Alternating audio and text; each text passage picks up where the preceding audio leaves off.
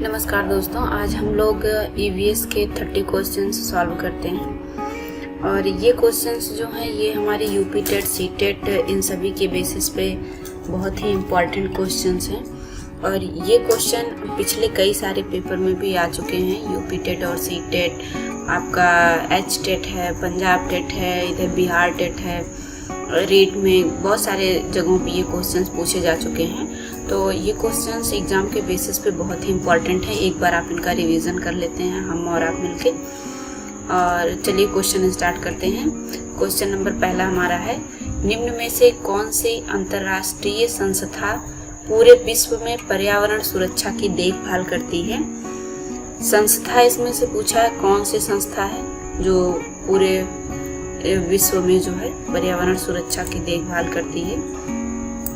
तो इसमें जो हमारी संस्था है वो WWF है। ये संस्था पूरे विश्व में पर्यावरण सुरक्षा की देखभाल करती है। World wide fund for nature इसका फुल फॉर्म होता है। ये एक अंतर्राष्ट्रीय गैर सरकारी संगठन है जो पर्यावरण के संरक्षण, शोध और उसके पुनः स्थापन के लिए कार्य करती है। WWF का जो लक्ष्य है वो विश्व के जितने भी जीव जंतु, पेड़ पौधे, वन, स्थल, आकृति, जल, मिट्टी, अन्य प्राकृतिक संसाधन तथा जो भूमि संरक्षण के प्रबंधन है, शोध है, खोज है, प्रचार, समन्वय, प्रयास, एक अन्य इच्छुक पार्टी, इन सभी का इनका जो है उपायों द्वारा सहयोग किया जाता है। और जो वैश्विक स्वास्थ्य संगठन है ये आपका WHO, वैश्विक स्वास्थ्य संगठन, ये जो है और UN, ये विश्व के जो सभी देशों का एक अंतर्राष्ट्रीय संगठन है ये। नेक्स्ट क्वेश्चन देखते हैं। कीटनाशकों के अत्यधिक इस्तेमाल से होता है, कीटनाशकों के अत्यधिक इस्तेमाल से क्या होता है? जल प्रदूषण होता है। जब हम कीटनाशक जो दवाएं आती हैं उनका ज़्यादा उपयोग करेंगे तो उससे क्या होगा? जल प्रदूषण में वृद्धि होती है। और भूमि, इसमें क्या होता है कि इस दवा के इस्तेमाल से भूमि की जो उर्वरा शक्ति होती है वो कम हो जाती है। और भूमि में जो रिसाइकल भोजन होता है उसको क्या करते हैं, ये जहरीला बना देते हैं। तो इसीलिए ये ज़्यादा इस्तेमाल बहुत ही नुकसानदेह है। लवण जो जल का अवशोषण करता है वो क्या कहलाता है? वो कौन सा लवण है जो जल का शोषण करता है? वो आपका है हाइग्रोस्कोपिक लवण। कौन सा है? हाइग्रोस्कोपिक लवण। इसकी प्रमुख विशेषता होती है कि ये क्या करता है कि अपने आसपास उपस्थित जल के जो अणु होते हैं उन्हें अपनी तरफ आकर्षित करके उनका अवशोषण करता है। और हाइग्रोस्कोपिक पदार्थों में जैसे शहद, शक्कर, ग्लिसरीन, एथेनॉल, मेथेनॉल, सल्फ्यूरिक अम्ल, आयोडीन तथा हाइड्रोक्साइड, ये सभी इसके अंतर्गत आते हैं। पारिस्थितिक तंत्र एवं प्राकृतिक अधिवासों का संरक्षण तथा उनके प्राकृतिक में वातावरणों में प्रजातियों का जीवन क्षम, जनसंख्या का रखरखाव एवं प्रतिप्राप्ति के लिए प्रयुक्त पद कौन सा है आपका? क्रोड संरक्षण, अपस्थानीय संरक्षण, स्वास्थानीय संरक्षण, परिधीय संरक्षण, कौन सा आपका है? ये आपका है स्वास्थानीय संरक्षण। सामुद्रिक कच्छपों को जीवन जीवाश्म कहा जाता है क्योंकि वे 150 मिलियन वर्षों से अधिक समय से पृथ्वी में हैं। और जो भारतीय उपमहाद्वीप जलभागों में पाई जाने वाली इनकी 5 प्रजातियां हैं, वे समुद्री कच्छप सबसे अधिक संख्या में कौन से पाए जाते हैं? जिसमें 4 प्रजातियां आपके सामने इसमें से पूछा है जो सबसे ज़्यादा पाए जाते हैं वो कौन से हैं? तो वो आपके होते हैं ऑलिव रिडले। इसका आंसर होगा ऑलिव रिडले। अच्छा, हम एक बार इन कच्छप मीन्स होता है कछुआ, एक बार हम इनको देख लेते हैं। पहले हम देखते हैं केनिप्स रिडले। तो केनिप्स रिडले जो है ये कुछ इस तरीके का दिखता है ये कछुआ। सेकंड आपका आता है ऑलिव रिडले। ऑलिव रिडले इस तरीके का दिखता है। ये देखिए, इसके इतने लंबे लंबे पंख हैं, ऐसे जो ये पैर हैं इसके पंखनुमा हैं, और इनकी शक्ल पे ऐसे धब्बे होते हैं ब्लैक कलर के। थर्ड आपका आता है लागरहेड, इस तरीके के दिखने वाले ये कछुए होते हैं। फोर्थ आपका है फ्लैट बैक, ये आपका फ्लैट बैक है। ये देखिए पीछे से कितना सुंदर दिख रहा है। ऐसे स्क्वायर से चौकोना इन पे आकार बना हुआ है। ये फ्लैट बैक कछुए हैं। ये तो देखने में बहुत ही सुंदर लगते हैं। तो ये 4 प्रजातियां हमने आपको दिखा दी और इनकी मुख्यतः 5 पाई जाती हैं, लेकिन सबसे ज़्यादा इसमें ऑलिव रिडले ही सब तरफ पाए जाते हैं। विश्व ऊष्मायन के लिए निम्न में से कौन एक कारक है? जो विश्व ऊष्मायन है उनमें से कौन सा एक कारक है? इसमें आपका है वाहनों से निकलने वाली गैसें, ये आपका मेन कारक है। तो इसमें जो है क्या होता है कि वायु एक निश्चित अनुपात में गैसों का मिश्रण पाया जाता है। जब गैसों का अनुपात असंतुलित हो जाता है तो उसे वायु प्रदूषण कहते हैं। और जब वायु में गैसों के असंतुलित अनुमान का जो इनका अनुपात होता है उसका प्रमुख कारण क्या होता है?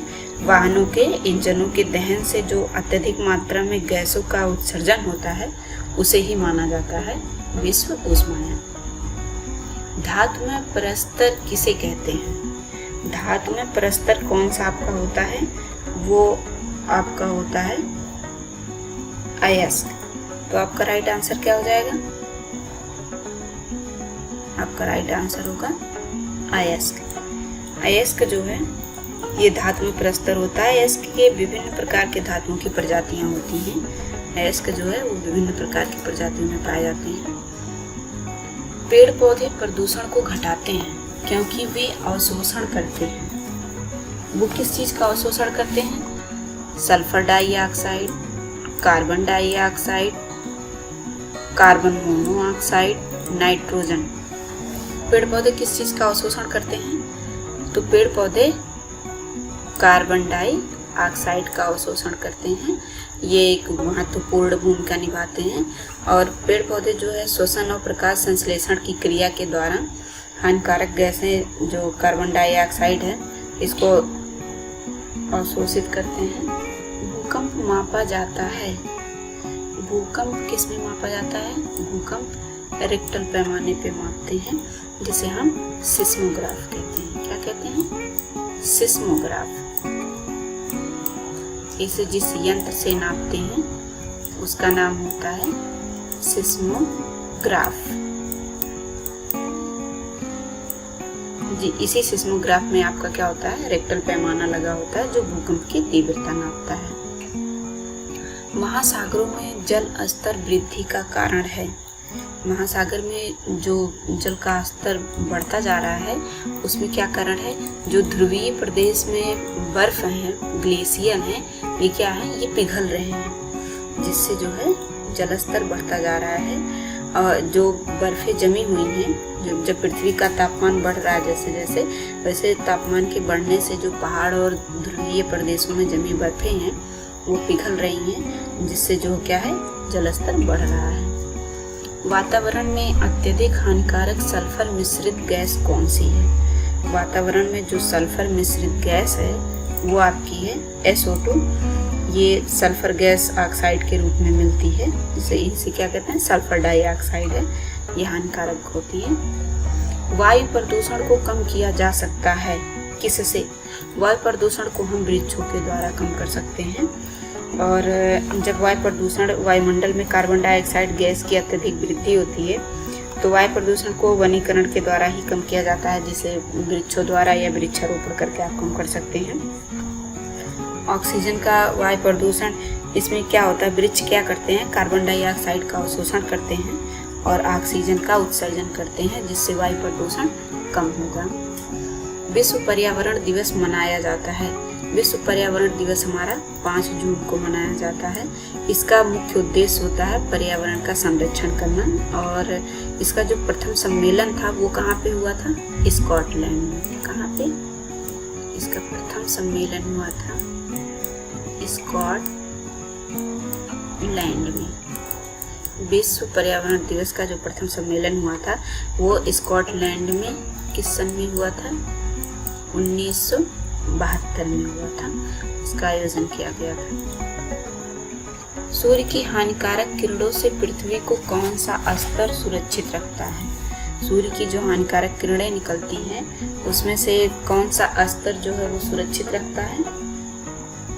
तो वो आपका यहाँ पे आपके 4 मंडल दिए गए हैं। फर्स्ट आपका है आयन मंडल, सेकंड आपका है क्षोभ मंडल, थर्ड आपका है ओजोन स्तर, फोर्थ आपका है चुंबक मंडल। तो जो हानिकारक किरणों को पृथ्वी पर आने से रोकता है वो कौन सा है? ओजोन मंडल जो है ये पृथ्वी पे आने से रोकता है। ये क्षोभ मंडल जो है ये आपका पहला मंडल होता है जो पृथ्वी के जस्ट ऊपर पाया जाता है। ये फर्स्ट आपका क्षोभ मंडल होता है। सेकंड पे आपका समताप मंडल आता है। इसी समताप मंडल और क्षोभ मंडल के बीच में ओजोन लेयर पाई जाती है, जिससे क्या होता है कि इसका काम होता है ये सूर्य के हानिकारक किरणों को पृथ्वी पर नहीं आने देती है। और ओजोन परत जो है ये जो परावैंगनी किरणें निकलती हैं सूर्य की, ये उन्हें अवशोषित कर लेती है। किस जगह के फ्लोरा और फैना सूचित करते हैं? किसी जगह के फ्लोरा और फैना सूचित करते हैं। तो फ्लोरा और फैना क्या है? ये पेड़ पौधे और जंतुओं को सूचित करते हैं। ये आपका राइट आंसर हो जाएगा। और किसी जगह जब पेड़ पौधे और जंतुओं की उपस्थिति को इंगित करना होता है तो उसे फ्लोरा और फैना के नाम से भी जाना जाता है।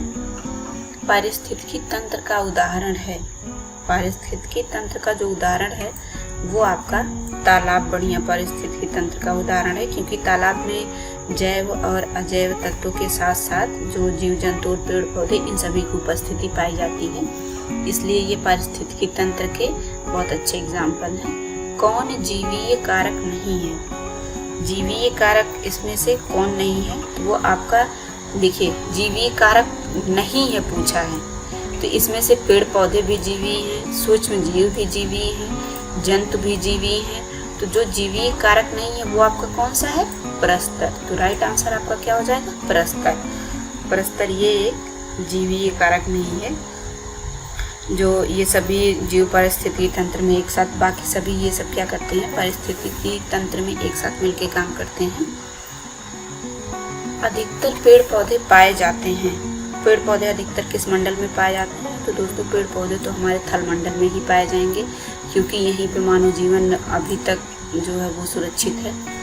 और जितनी भी ये ऑक्सीजन है और अन्य गैसें हैं, ये जो ह्यूमन नेचर के लिए बहुत ही इम्पॉर्टेंट है, वो अभी आपकी थल मंडल में ही पाई जाती हैं सब। और पेड़ पौधे जो अपनी वृद्धि और विकास हेतु आवश्यक तत्व जो है वो थल मंडल से ही आसानी से प्राप्त कर पाते हैं। और जल मंडल का जो अर्थ है, जल मंडल का अर्थ होता है पृथ्वी के धरातल के लगभग 70% भाग पे, कितना?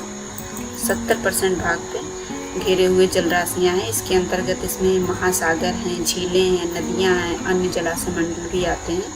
और जो पृथ्वी के चारों ओर सैकड़ों किलोमीटर घिरे गैसीय आवरण है उन्हें क्या कहते हैं? वायुमंडल कहते हैं। वायुमंडल जो है वो विभिन्न गैसों का मिश्रण होता है। और किसी तारे का जो बाहरी खोल होता है जिसमें से प्रकाश निकलता है उसको हम क्या कहते हैं? प्रकाश मंडल कहते हैं। और सूर्य में इसी प्रकाश मंडल को देखा जाता है जो हम लोग देखते हैं। ये आप देख पा रहे हैं, ये एक इकोसिस्टम है। अब इस इकोसिस्टम इसमें ये पूछा कि अधिकतम पेड़ पौधे किस मंडल में पाए जाते हैं? तो ये हमारा स्थल मंडल है, जिसे आप थल मंडल या स्थल मंडल बोल सकते हैं। तो सभी जीवित वस्तुएं यहीं पे मिलती हैं आपको। पेड़ पौधे हो गए, कीट पतंगा हो गए, बैक्टीरिया हो गई, जानवर आपके हो गए, यहाँ पे ऑक्सीजन है, कार्बन डाइऑक्साइड है, ये सब सभी चीज़ें कहाँ पे मिलती हैं? ये हमारी स्थल मंडल पे ही मिलती हैं। अन्य मृत जंतुओं पर निर्वाह करने वाले प्राणी को क्या कहते हैं? अन्य मृत जंतुओं पर जो निर्वाह करते हैं उन्हें स्क्वेवेंजर कहते हैं। स्क्वेवेंजर क्या करते हैं कि ये मांसाहारी और शाकाहारी दोनों के बीच की कड़ी होते हैं। और स्क्वेवेंजर पर्यावरण में मृत जीव जंतु पेड़ पौधे पर ही अपना जीवन निर्वाह करते हैं। जैसे इसमें मधुमक्खी हो गई, गिद्ध हो गए, ये सब दोनों के बीच की कड़ी होते हैं। और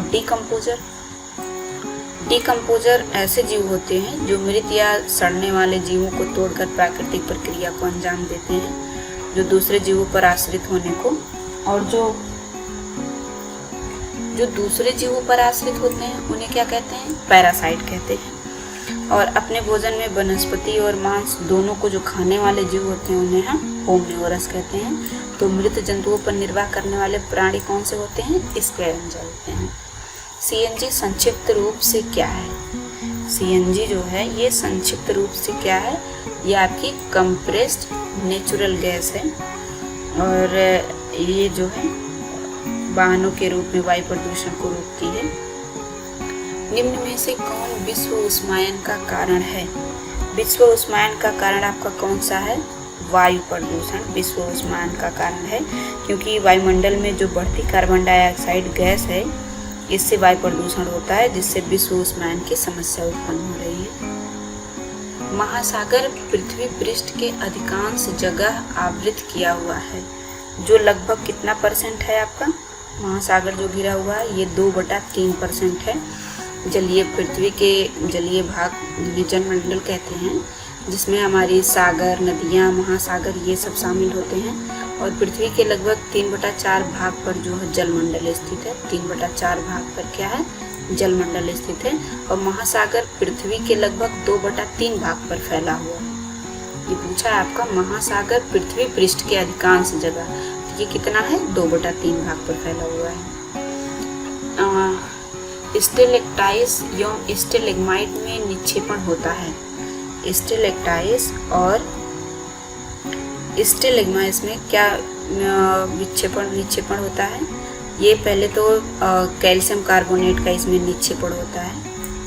कैल्शियम कार्बोनेट का CaCO3 किसका होता है? कैल्शियम कार्बोनेट का निक्षेपण होता है। ये क्या इसमें होता है कि जो तलछटी चट्टानें जो मुख्यतः कैल्साइट की बनी होती हैं, जब उन पर बारिश का पानी गिरता है तो वो कैल्शियम कार्बोनेट में बदल जाती हैं।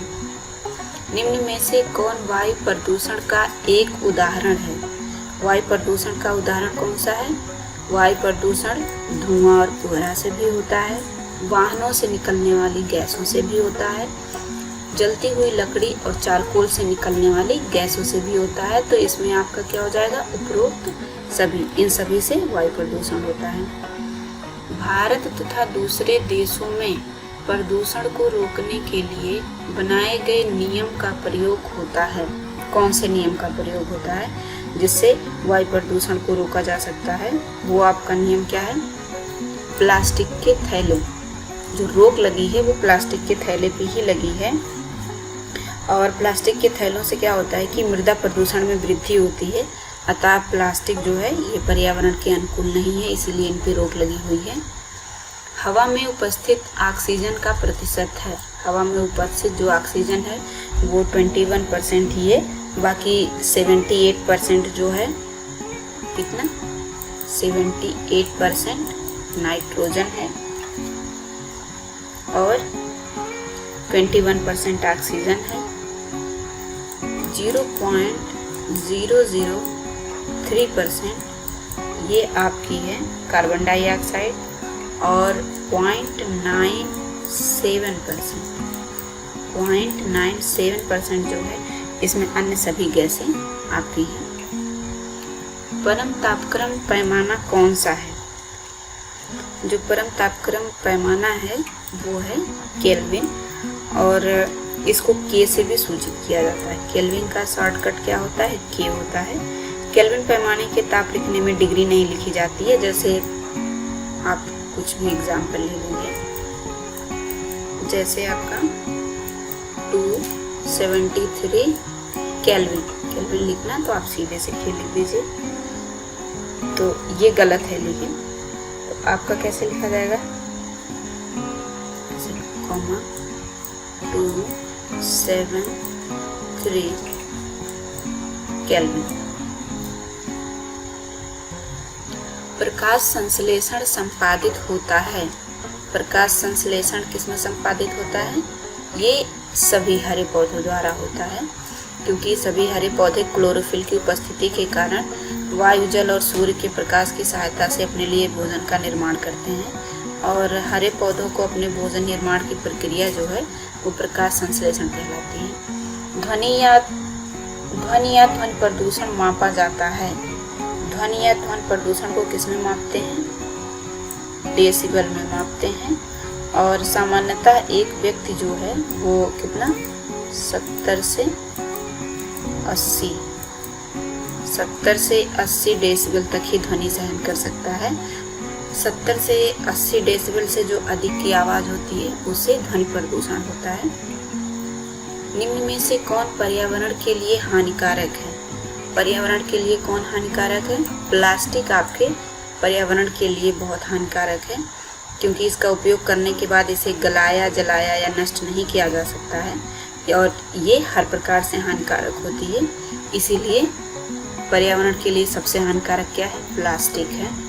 तो दोस्तों, आज का सेशन यहीं फिनिश करते हैं। आप हमें कमेंट में ज़रूर बताइएगा कि आपको ये क्वेश्चंस कैसे लगे, और उम्मीद करते हैं कि आपको पढ़ने में बहुत ही अच्छा लगा होगा ये क्वेश्चन।